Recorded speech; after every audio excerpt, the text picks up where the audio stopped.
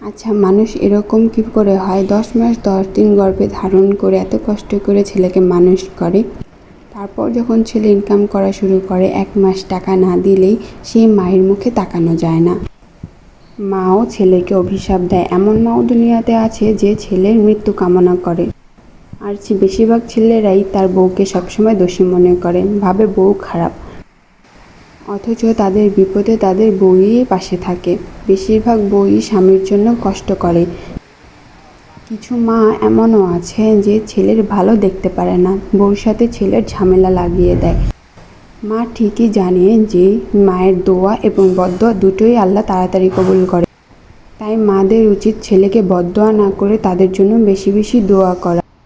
বেশিরভাগ সংসার নষ্ট হওয়ার কারণ হচ্ছে বউ শাশুড়ির ঝামেলার জন্য। পলাশ সাহার মৃত্যুর কারণও ছিল তার মা আর তার ওয়াইফ দুজনের বনিবনা না হওয়ার কারণেই তার মৃত্যু। তাই আমি বলবো সব পরিবারে বউ শাশুড়ি যেন মিলেমিশে থাকে।